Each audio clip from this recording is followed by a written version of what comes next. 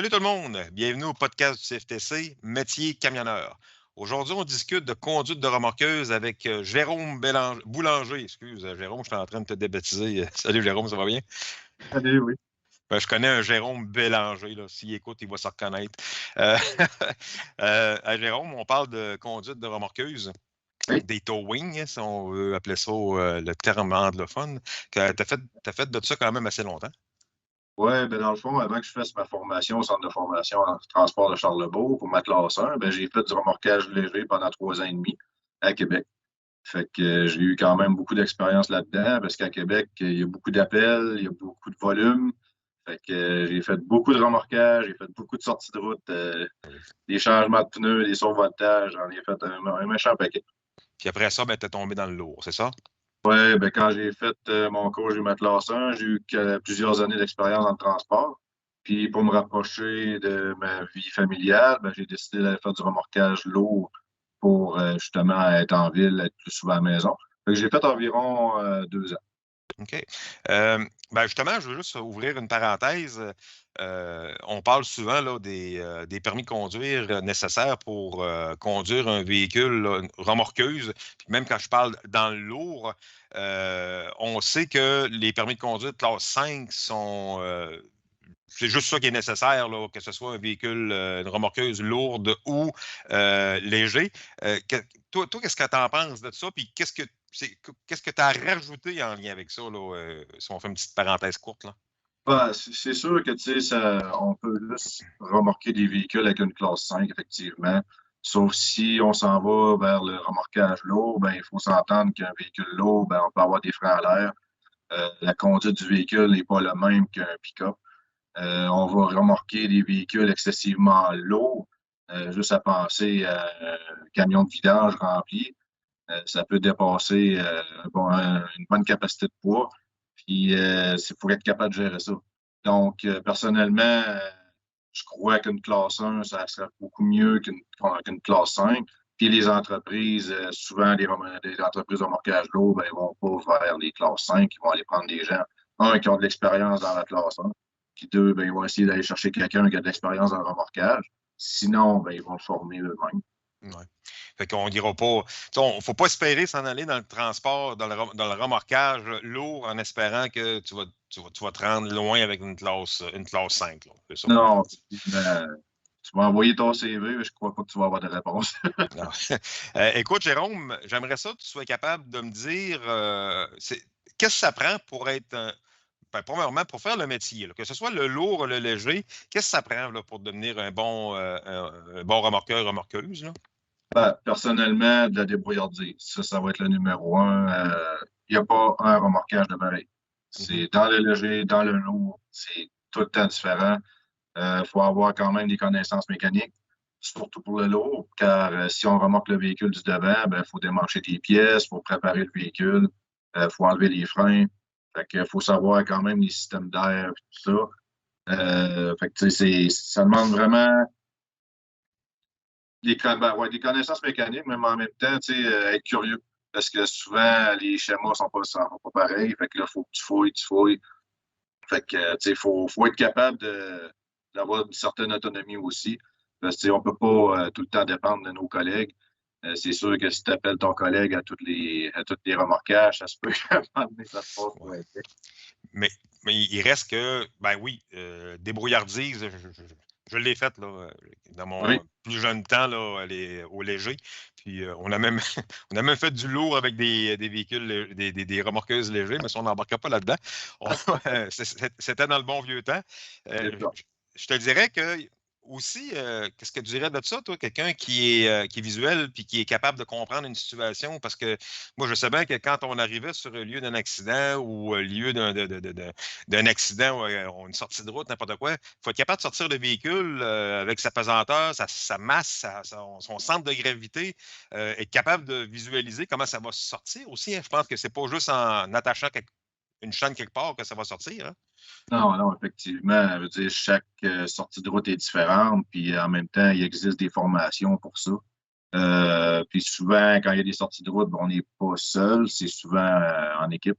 Fait que oui, effectivement, on regarde la situation, on l'analyse, puis on se dit, bon, comment on va travailler, puis il faut avoir des idées, il faut être capable de visualiser comment sortir le véhicule, puis de façon sécuritaire, bien entendu, parce que tu peux pas juste mettre une chaîne, on tire, puis on se fout de tout, puis finalement, la chaîne à casse, puis on peut, c'est ça, la sécurité est quand même très importante là-dedans, parce que ça tire quand même environ 40 000 livres, une winch, fait que je dis des expressions anglaises, là, mais Un treuil? c'est Oui, c'est correct. ouais.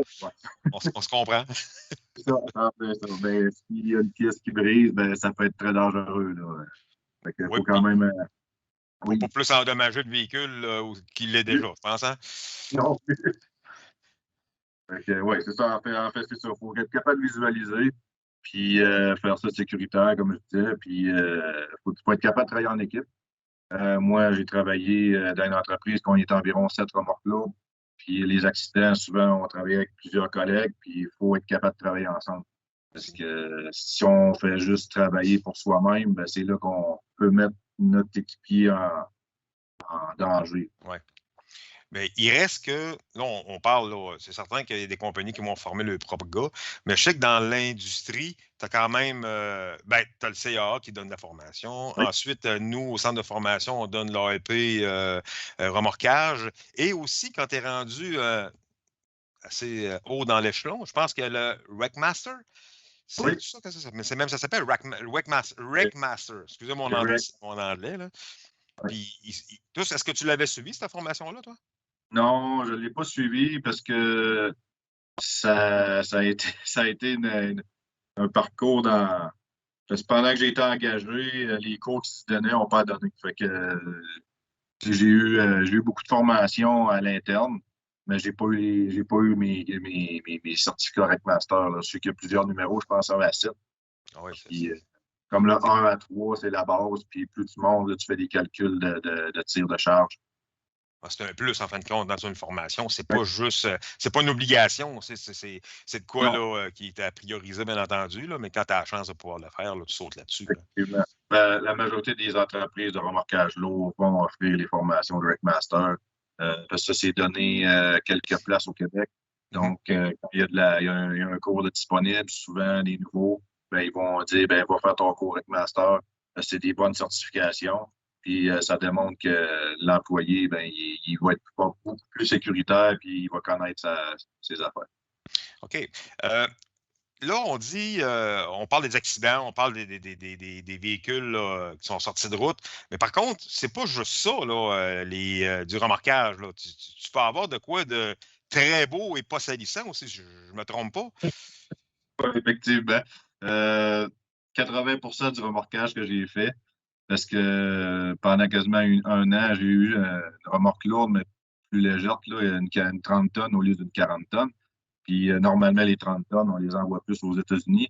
J'ai fait beaucoup, ils appellent ça des switches. Fait que tu amènes un véhicule qui fonctionne, puis tu vas chercher un véhicule non fonctionnel. Fait que j'ai été quand même assez loin. J'ai été assez chanceux pour ça. J'ai été jusqu'au Texas, à Austin. D'après moi, je suis le seul à l'avoir fait, là, où que j'ai travaillé. Sinon, New York, Virginie, Pennsylvanie. Fait que, ça peut combler quand même une semaine. Là. Qu'est-ce que ça peut représenter pour un chauffeur de remorqueuse, une chauffeuse aussi, là, je mets ça au féminin, là, je sais qu'il y en a beaucoup aussi, mais qu'est-ce que ça peut représenter pour quelqu'un qui part avec une remorqueuse, aller chercher un véhicule aux États-Unis? Est-ce que ça implique d'avoir plus de permis? Parce qu'écoute, tu pars, tu traverses, probablement tu n'as pas de voyage, tu n'as rien, fait que c'est comme si tu traverserais à l'âge, mais quand tu arrives chez ben, à l'emplacement, tu ramasses ton véhicule, tu ramènes le véhicule, ben là, j'ose imaginer que tu ne dois pas partir avec le véhicule chargé. Il doit être vide parce qu'il faut que tu le retransfères au Canada. Genre, ça doit être Effectivement, particulier. on fait juste échanger les camions. On les OK. remorque, on les laisse là. Parce que souvent, les gars sont en panne, ils sont chargés ou quoi que ce soit. Fait que, on lui amène un camion, lui va faire le reste. Puis si on remonte les équipements, ben, c'est un équipement à fois. Fait que s'il y a un camion et un trailer à monter, ben, c'est deux remorques. Parce qu'on peut pas, surtout au Québec, on peut pas remorquer attelé. On peut le Ouais. faire, mais c'est maximum 20 km ou la sortie la plus près. Sinon, bon, yo. Ah, OK, donc c'est correct. Ah, c'est beau. C'est ce que je te disais tantôt, là. C'est pas trop. C'est ce que je me demandais. Donc, j'étais rendu où? Ouais, c'est ça. Fait que dans le fond, aux États-Unis, en plus de ça, c'est que ça prend les permis. Chaque État a besoin de le permis. Quand j'étais au Texas, il a fallu quand même vérifier plusieurs États. Puis oui, ça prenait des permis de poids sur certains États parce qu'on dépasse les poids pour OK. les valeurs des essieux. Fait que ça prenait un permis pour chaque État. Puis il y a des États, il y a des États qu'en plus, tu es considéré transport, tu n'es pas considéré remorquage. Fait que c'est là qu'on parlait tantôt de la classe 1, ben ça prend de classe 1. OK. OK. Bon, ben, donc, je t'écoutais parler tantôt, tu disais la remorqueuse de 30 tonnes. Je viens d'allumer, là, quand tu écoutes l'émission à TV là, de Jimmy Davis, là, la HR 130, là, c'est Oui, son véhicule qui fait de la longue route. Fait que c'est ça. ça se trouve être le numéro qui donne pour la pesanteur du véhicule. Bon. Ouais, ouais, Puis, ouais, ben justement, là, ce genre d'émission-là, tu dois. Parce que moi, ça m'attire. C'est le genre d'émission que je vais m'écouter. Je ne sais ça pas va. si toi, t'aimes ça, là. Ouais, ouais, je les ai écoutés, effectivement. J'ai écouté celle en Colombie-Britannique. J'ai Oui. écouté celle qui est en Ontario. Mhm. Faut toujours prendre ça avec un grain de sel. Ça reste sensationnaliste. Oui, ben oui. Euh, Souvent, tu vois faire des opérations de sauvetage pour des véhicules qui ont fait des accidents, puis tu entends casser des chaînes, Ben les oui. wires. Ouais. Fait que, Que t'as pas vu souvent, là. Non, non, normalement, on travaille plus sécuritairement que ça. Fait que Mais il reste que c'est quand même dur de mettre de faire un accident là, de camion comme ils font là, fictivement. Là. Fait que c'est, au moins, il y a un certain réalisme qui peut oui, nous donner un peu l'idée à quoi ça peut ressembler. Là. oui, Donc, effectivement, un véhicule sur le côté, ça reste un véhicule sur le côté. Je veux dire, c'est brisé, faut s'attacher au qu'on peut. Puis des fois, les véhicules sont maganés, donc on va ouais. dire la vérité.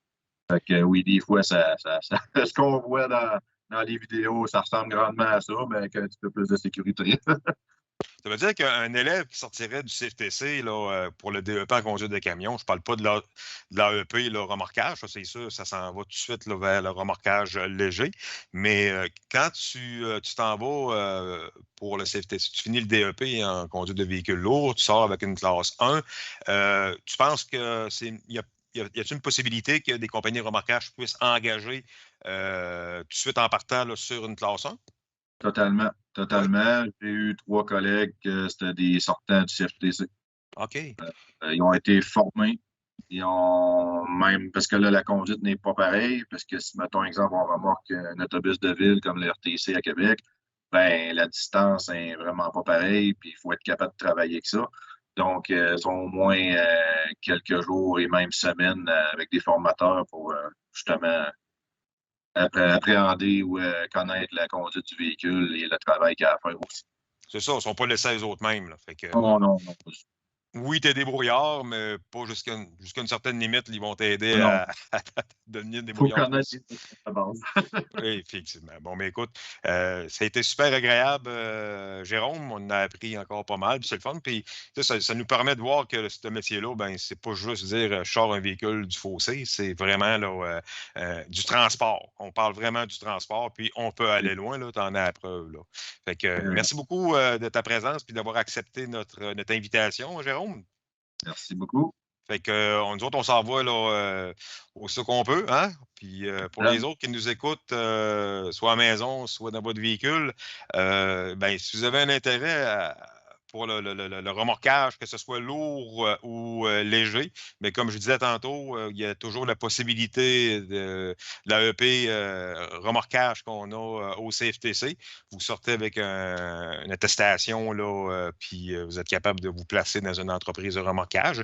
Sinon, ben, la classe 1, là, c'est une porte qui peut faire ouvrir des portes là, pour le métier là, de remorqueuse, de remorquage, je veux dire, comme notre ami Jérôme a fait. Fait que Jérôme, puis les amis qui nous écoutent, ben, je vous salue, puis on passe une belle journée. Bye!